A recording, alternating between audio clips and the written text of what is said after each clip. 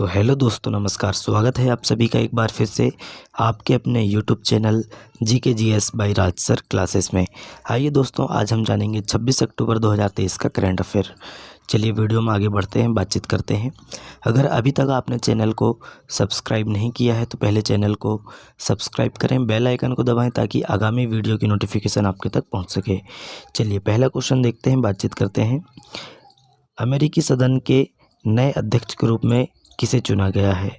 तो दोस्तों, अमेरिकी सदन के नए अध्यक्ष के रूप में किसे चुना गया है? माइक जॉनसन को। किसे चुना गया दोस्तों? अमेरिकी सदन के नए अध्यक्ष के रूप में माइक जॉनसन को चुना गया है। भारत निर्वाचन आयोग ने किसे अपना नेशनल आइकन नियुक्त किया है? तो राजकुमार राव जी को नियुक्त किया है। अभिनेता हैं राजकुमार राव जी, इनको नियुक्त किया है अपने नेशनल आइकन के लिए भारत निर्वाचन आयोग ने। चलिए आगे बढ़ते हैं, बातचीत करते हैं। एयरबस ने भारतीय एरोस्पेस क्षेत्र में प्रतिभा विकास को बढ़ावा देने के लिए किस IIT के साथ समझौता किया है? तो राइट आंसर बताएंगे, IIT कानपुर के साथ समझौता किया है। नेक्स्ट है, फॉरेस्ट फायर एंड सर्टिफिकेशन पर UN फोरम की मेज़बानी कौन सा देश कर रहा है? तो राइट आंसर है, भारत देश कर रहा है। नेक्स्ट क्वेश्चन में चलते हैं, बातचीत करते हैं। एशियाई पैरा खेलों में भारत ने सबसे अधिक पदक का रिकॉर्ड तोड़ दिया। एशियाई पैरा खेलों का आयोजन किस देश में किया जा रहा है? तो राइट आंसर बताएंगे दोस्तों, चीन में। वनडे विश्व कप इतिहास में सबसे तेज शतक का रिकॉर्ड किस खिलाड़ी ने बनाया है? तो ग्लेन मैक्सवेल है। 42 बॉल में इन्होंने अपना शतक जड़ा है। चलिए नेक्स्ट है, राष्ट्रीय स्तर पर सरस आजीविका मेला 2023 का आयोजन कहाँ किया जा रहा है? तो देखिए दोस्तों, सरस आजीविका मेला 2023 का आयोजन कहाँ किया जा रहा है? तो हरियाणा गुरुग्राम में किया जा रहा है। भारतीय महिला क्रिकेट टीम का नया मुख्य कोच किसे बनाया गया है? तो अमोल मजूमदार जी को बनाया गया है। चलिए अब हमने वन लाइनर वाले देख चुके हैं, अब ऑप्शन वाले देख लेते हैं। भारतीय निर्वाचन आयोग ने किसे नेशनल आइकन नियुक्त किया है? तो राइट आंसर बताएंगे, ऑप्शन नंबर डी, राजकुमार राव जी। नेक्स्ट है, वनडे विश्व कप इतिहास में सबसे तेज शतक का रिकॉर्ड किस खिलाड़ी ने बनाया है? तो राइट आंसर बताएंगे, Glenn Maxwell, option number B. एशियाई पैरा खेलों में भारत ने सबसे अधिक पदक का रिकॉर्ड तोड़ दिया। एशियाई पैरा खेलों का आयोजन किस देश में किया जा रहा है? तो राइट आंसर बताएंगे, चीन में। नेक्स्ट है,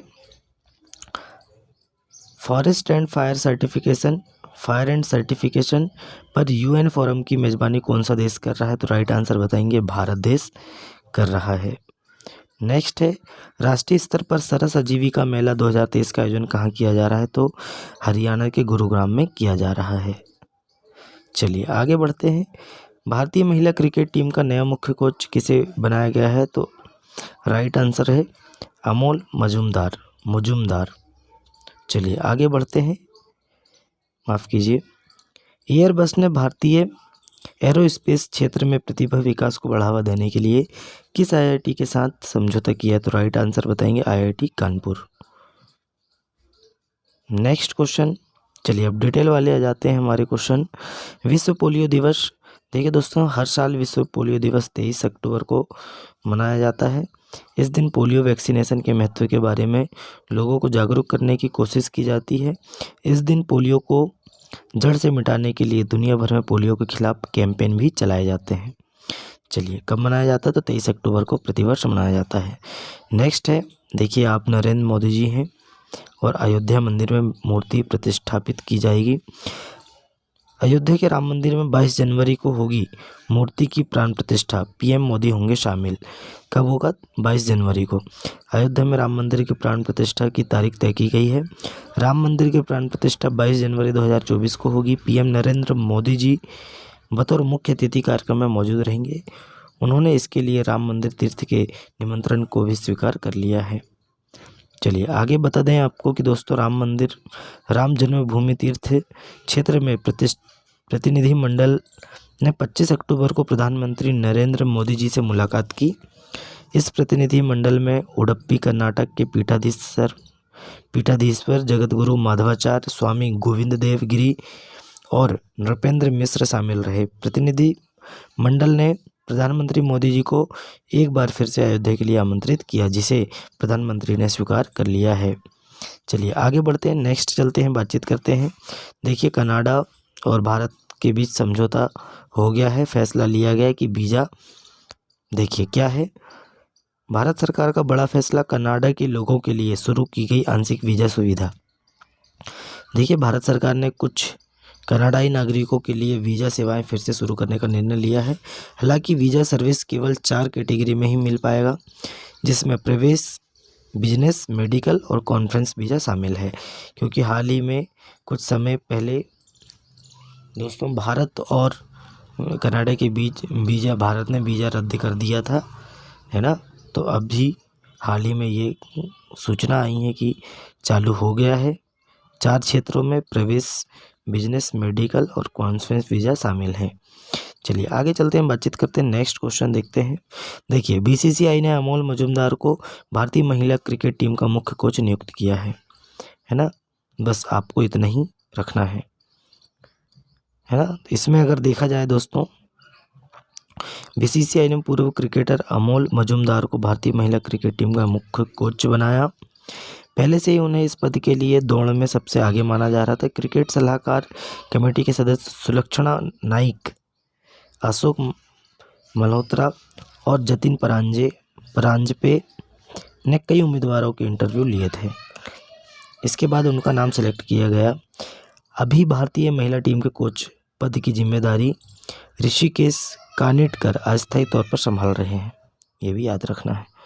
चलिए आगे बढ़ते हैं, बातचीत करते हैं, नेक्स्ट क्वेश्चन है। विदेश मंत्री एस जयशंकर किर्गिस्तान की 2 दिवसीय यात्रा पर रवाना हुए। देखिए, भारतीय विदेश मंत्री एस जयशंकर जी ने हाल ही में 2 दिवसीय यात्रा के लिए किर्गिस्तान का दौरा किया। मध्य एशियाई देश है। अपनी यात्रा के दौरान उन्होंने किर्गिज राष्ट्रपति सदीर झापारोव के साथ, देखिए क्या नाम उनका, सदीर झापारोव के साथ सहयोग के विभिन्न क्षेत्रों पर चर्चा की। इस यात्रा में जयशंकर की संघाई सहयोग संगठन की बैठक में भागीदारी भी शामिल है। चलिए आगे बढ़ते हैं, बातचीत करते हैं, नेक्स्ट क्वेश्चन चलते हैं। 2 दिवसीय बेंगलुरु साहित्य महोत्सव का 12वां संस्करण 2 दिसंबर से शुरू होगा। देखिए, बेंगलुरु साहित्य महोत्सव 12वां संस्करण 2 दिसंबर से शुरू होगा। यह महोत्सव साहित्यिक प्रेमियों और लेखकों को एक साथ आने और स्टोरी टेलिंग के जादू का उत्सव मनाने के लिए एक मंच प्रदान करता है। बेंगलुरु साहित्य महोत्सव का 12वां संस्करण 2 दिवसीय कार्यक्रम 2 दिसंबर से बेंगलुरु के ललित अशोक में आरंभ होने वाला है। इस महोत्सव में लगभग 250 लेखक शामिल होंगे, जिनमें ज्ञानपीठ पुरस्कार विजेता चंद्रशेखर कंबारा, चेतन भगत, रामचंद्र गुहा और पेरुमल मुरुगन सहित अन्य जैसे प्रसिद्ध नाम शामिल हैं। नेक्स्ट क्वेश्चन में चलते हैं, बातचीत करते हैं।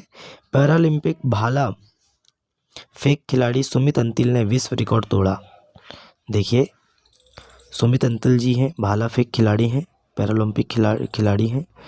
भाला फेंक में वर्तमान पैरालंपिक चैंपियन सुमित अंतिल ने बुधवार को F64 श्रेणी में 73.29 मीटर का असाधारण थ्रो हासिल किया है। उन्होंने अपने पिछले विश्व रिकॉर्ड 70.83 मीटर को पीछे छोड़ दिया है। कितना बनाया इन्होंने, तो 73.23, 73.29, है ना, ये याद रखना है। चलिए, मौजूदा पैरालंपिक चैंपियन सुमित अंतिल ने बुधवार को 73.29 मीटर के शानदार प्रयास के साथ अपने ही भाला फेंक F64 विश्व रिकॉर्ड को बेहतर बनाया और स्वर्ण पदक जीता। उन्होंने हांगजो एशियाई पैरा खेलों में प्रतियोगिताओं के तीसरे दिन भारत के 30 पदक की बढ़त का नेतृत्व किया। चलिए नेक्स्ट चलते हैं, बातचीत करते हैं। अमेरिकी प्रतिनिधि सभा ने अपना नया स्पीकर चुना। देखिए, माइक जॉनसन, आपको पहले ही बता चुके हैं हम वन लाइनर क्वेश्चन में। लुसियाना के रिपब्लिक कांग्रेसी माइक जॉनसन को 3 सप्ताह की राजनीतिक अनिश्चितता को समाप्त करते हुए प्रतिनिधि सभा के नए स्पीकर के रूप में चुना गया है।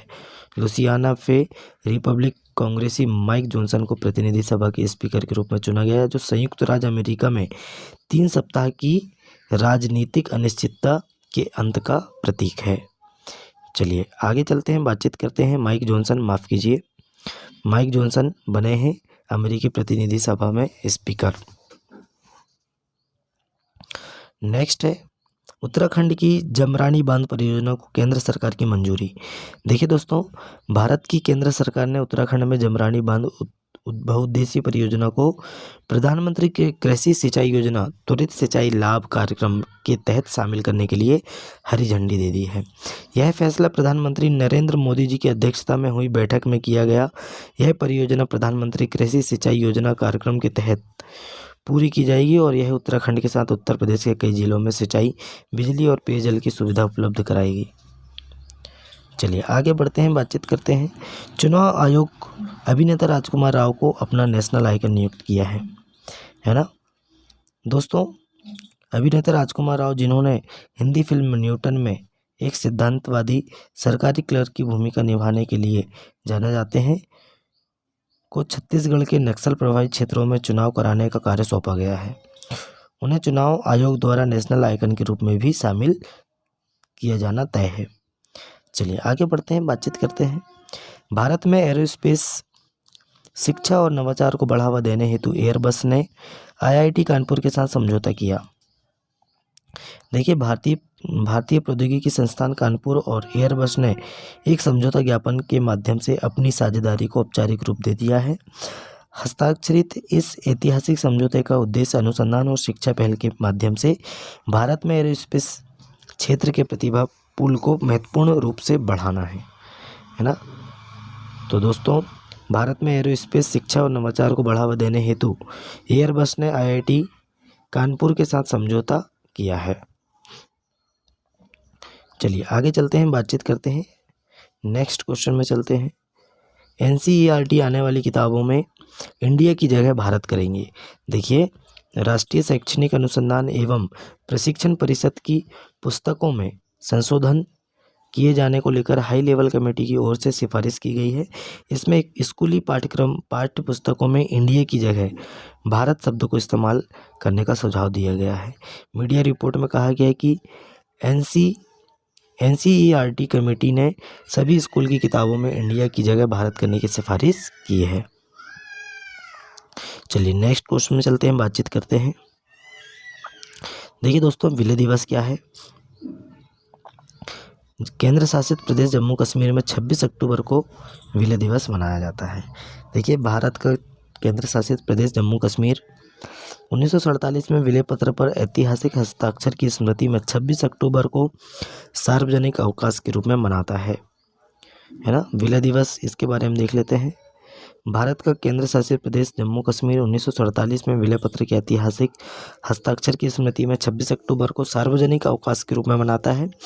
इस महत्वपूर्ण दस्तावेज ने रियासत के भारत में विलय को चिन्हित किया और इस क्षेत्र के भारतीय संघ में एकीकरण के लिए मंच तैयार किया है। चलिए आगे बढ़ते हैं। नेक्स्ट है और आज का लास्ट क्वेश्चन है दोस्तों। देखिए, अमेरिकी राष्ट्रपति बाइडेन ने भारतीय अमेरिकी वैज्ञानिकों को प्रौद्योगिकी और नवाचार के लिए राष्ट्रीय पदक से सम्मानित किया है। देखिए, अमेरिकी राष्ट्रपति जो बाइडेन ने क्रमशः अशोक गाडगिल और सुब्रा सुरेश को प्रौद्योगिकी और नवाचार के लिए प्रतिष्ठित व्हाइट हाउस राष्ट्रीय पदक और विज्ञान के राष्ट्रीय पदक से सम्मानित किया है। कौन कौन से पदक? व्हाइट हाउस राष्ट्रीय पदक और विज्ञान के राष्ट्रीय पदक से सम्मानित किया है। किसे? अशोक गाडगिल जी और सुब्रा सुरेश। ये हमने कल भी ये क्वेश्चन बता चुके हैं। चलिए दोस्तों, आज का वीडियो कैसा लगा कमेंट करके बताएं। अपने दोस्तों में ज़्यादा से ज़्यादा वीडियो को शेयर करें, लाइक करें और चैनल को सब्सक्राइब करें। चलिए मिलते हैं ऐसे ही नेक्स्ट वीडियो में लेकर आपके लिए करंट अफेयर लेकर आएंगे।